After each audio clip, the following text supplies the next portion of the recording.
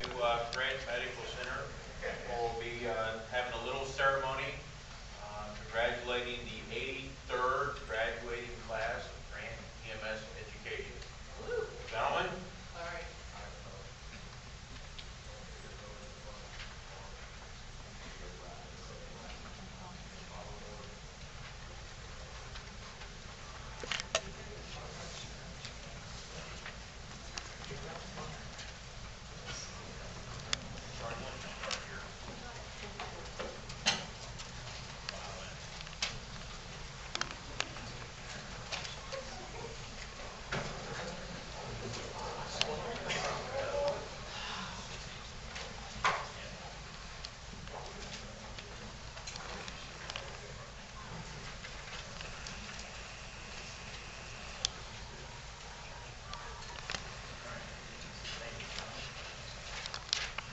My name is Wade Edwards. I'm the program coordinator, and I would like to present to you Class 83.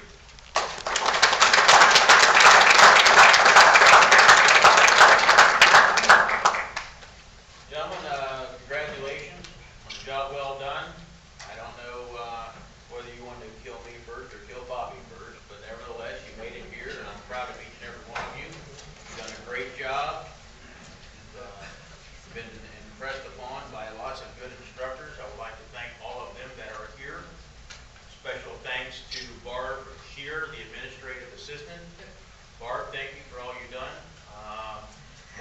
Matt Menkins, the lab coordinator, has done a great job. Matt, thank you very much.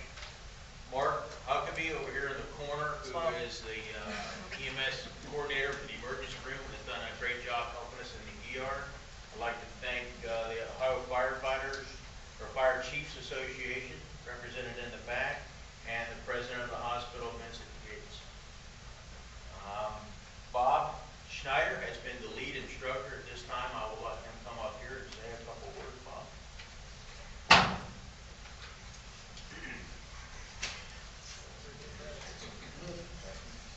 How's everybody doing? All right, first and foremost, I would like to congratulate you guys on accomplishing an awesome feat. To graduate from Grant's paramedic program, in all seriousness, is something to be very proud of. It means a lot to graduate from our program, and so now it's up to you, what are you going to do with it, okay?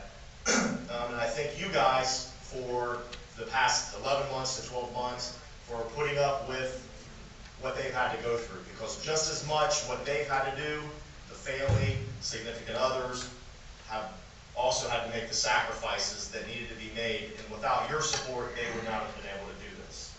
So if you don't mind, I have a little speech that I put together, just some thoughts to think about. I did not come up with all these thoughts on my own. I'll say that beforehand, because I'm not that good. But being a paramedic is the most significant job there is. I know that, and I know that it's true. It is the paramedic who willingly puts himself or herself in the smack middle of tragedy. It is the paramedic who willingly seeks out life's worst moments and brings hope and comfort. It is the paramedic who willingly faces the absolute worst that humankind has to offer and takes control with a level head, a firm voice, and gentle hands. If you called 911 right now, who would you get? You. 911 cannot call 911, guys. So from this point on, you are a paramedic.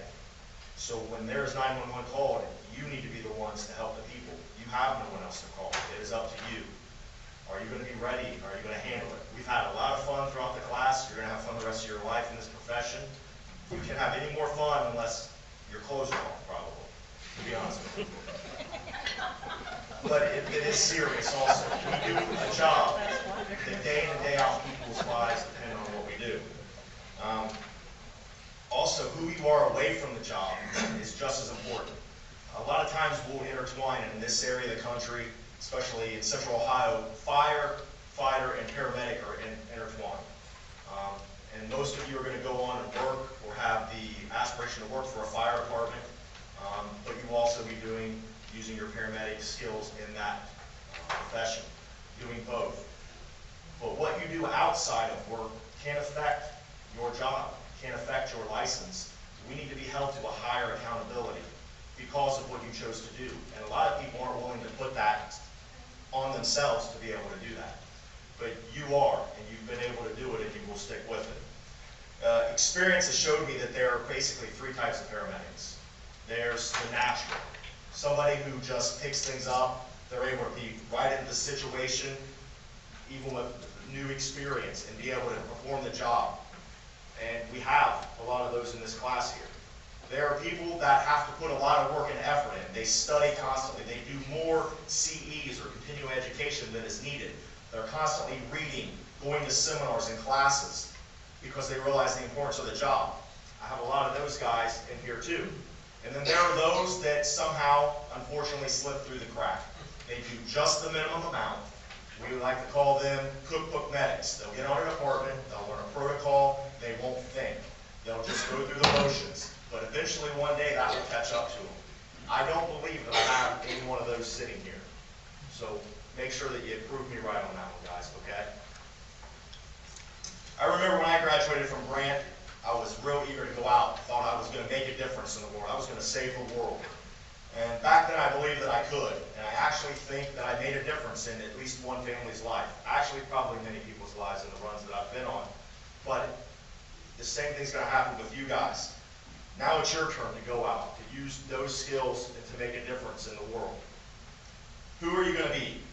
Will your commitment to doing this job, are you going to be committed to continuing on, to studying, to learning, to be the best that you can be? Are you going to be the difference in somebody having one more anniversary to spend with their loved one? Or are you going to become complacent, just get in the routine of the job, and then you be the cause that somebody has to wake up one morning without a partner that was there for 50 years? Life and death decisions are going to be on your back. Are you going to get to the understanding that you realize sometimes a stomach ache is a lot more than a stomach ache? Or are you also going to get so beat down and worn out with the system that you're always just going to think a drunk's always just a drunk when there's really more to the story? We have to come beyond ourselves. We have to put in the effort, and we have to realize that we do make a difference in what we do day in and day out. So it's going to be up to you guys. Right now out there, outside of these buildings, somewhere, somebody's sitting around.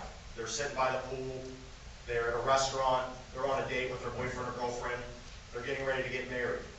And sometime in the next days, weeks, months, or even years, your guys' paths are going to cross with somebody out there. And in that moment, their life's going to be hanging by a thread.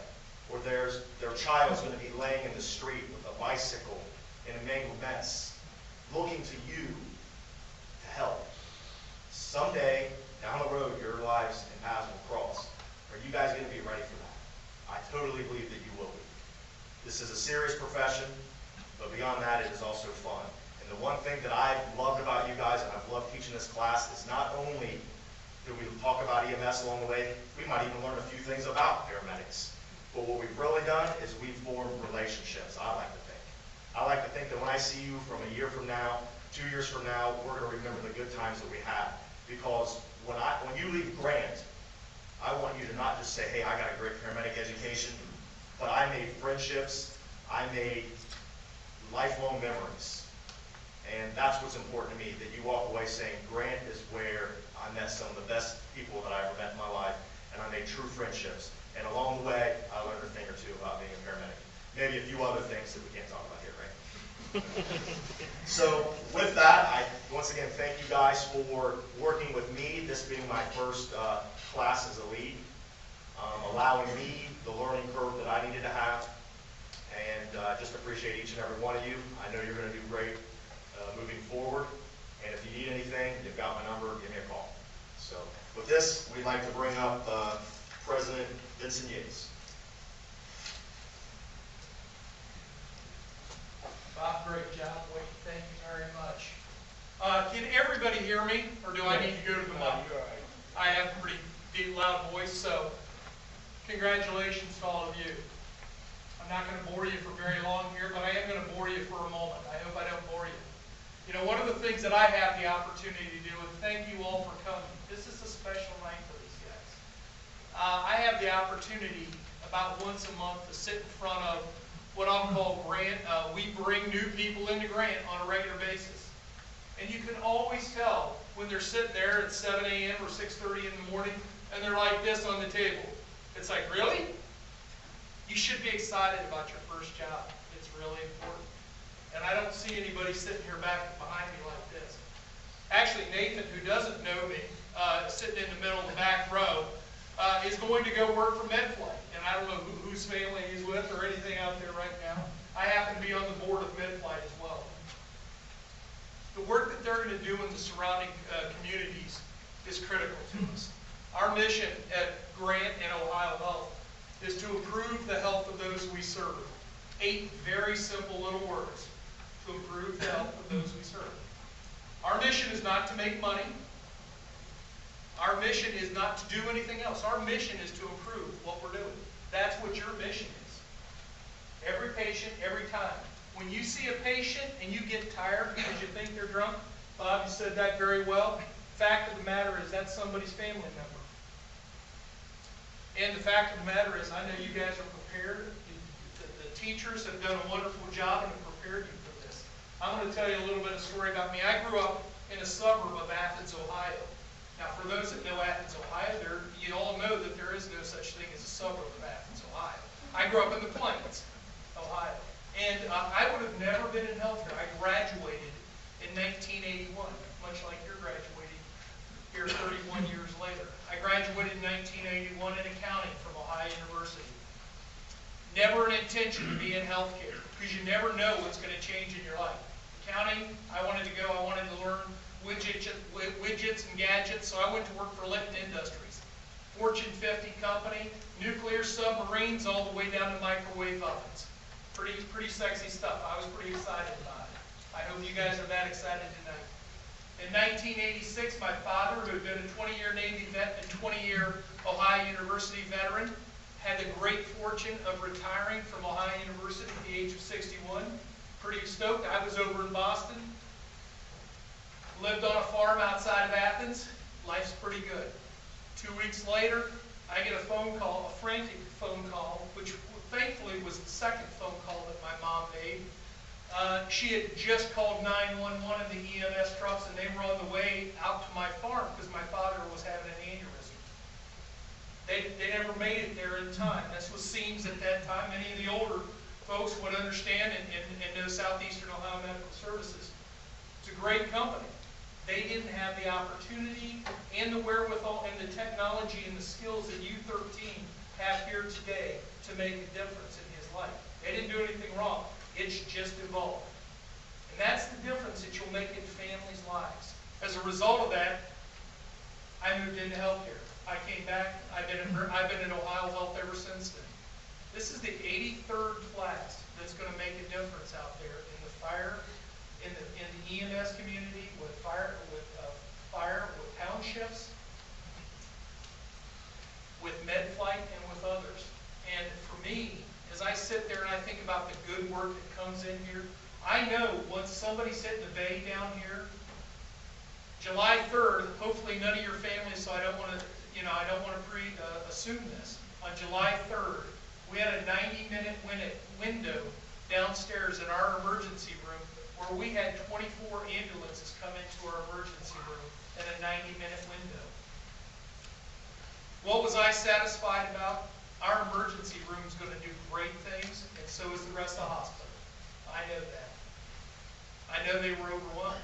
But I also knew the folks that were bringing them in weren't leaving them. They're not walking into that ER and just dropping them off.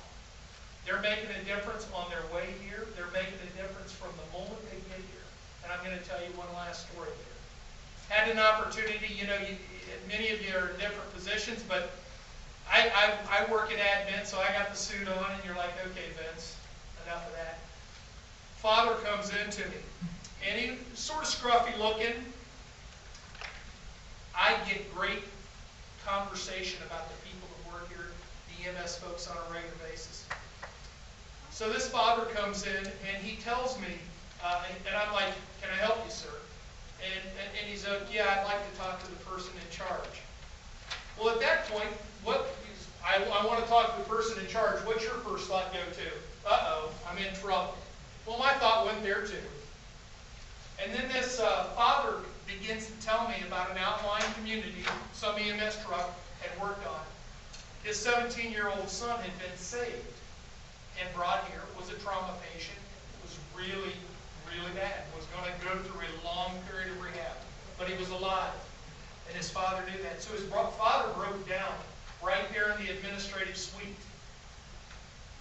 One of these guys, one of you guys out there, probably made a difference in that boy being able to survive or not.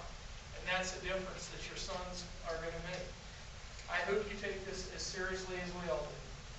We have about close to 90,000 people coming into our emergency room just here at Grant every year. And they each individually need and deserve help. Each individually need and deserve help. It's not like every other one. And that's the roles and responsibilities you guys are going to carry forward. So I ask you, the 83rd class that's graduating from Grant, I want to thank those folks that make this all possible. The fire chiefs, Barb, Mark, Matt, and others that I'm probably missing around the room. Certainly Wade, Holly, Bob, thank you very much. You guys have deserved this. I hope none of you, what was those terms you used, Bob? The cookie cutter, the guy who gets skates through? I don't want to see any cookbooks. I'm fat enough as it is, so I don't want to see any cookbooks. But thank you very much for everything you do, and I'm excited. I'm excited to be here, and I'm looking forward to working with you for the next 30, 40 years. So thank you very much, and thank you for sharing the talents of these guys with us and with your communities. Thank you very much. Have a good evening, and I hope you enjoy the program. Thank you very much.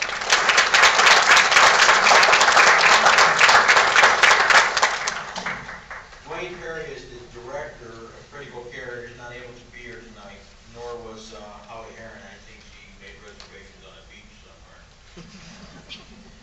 But before us, I have Chief Eisel. Chief Eisel representing the Central Ohio Fire Chiefs Association.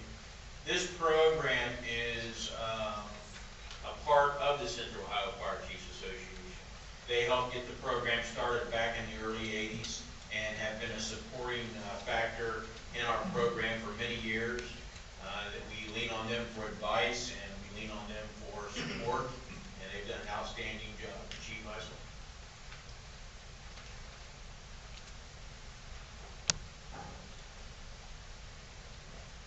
Thank you, Wade.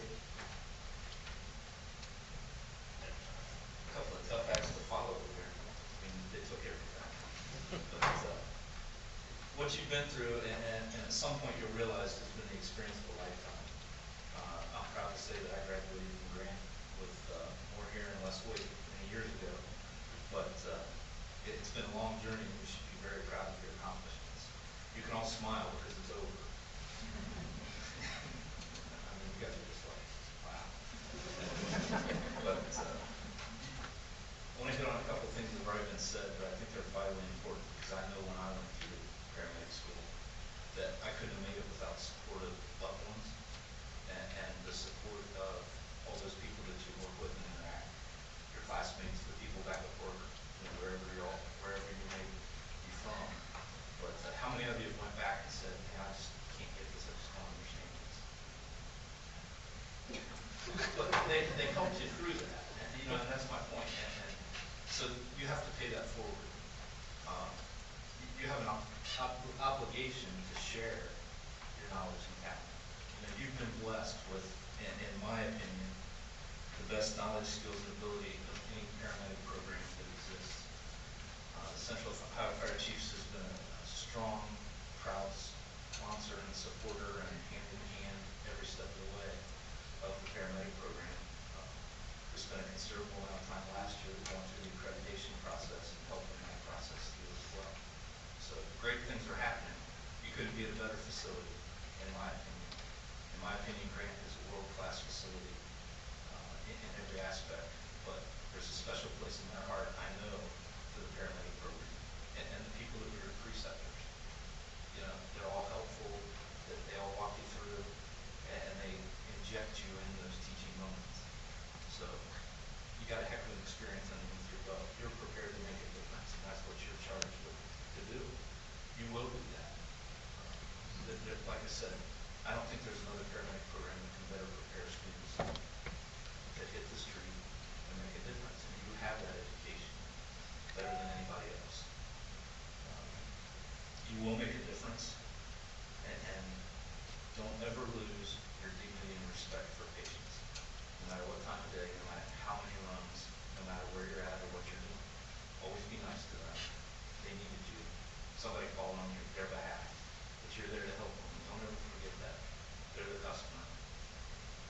out of the park every chance you get. You've been great.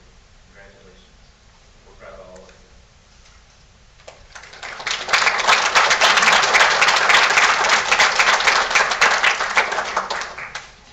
Ann Dietrich is our medical director. She came ill, I believe, this morning and was not able to make it. And we wish her a fast recovery. At this time, I will have Bob come up and we will introduce each individual student.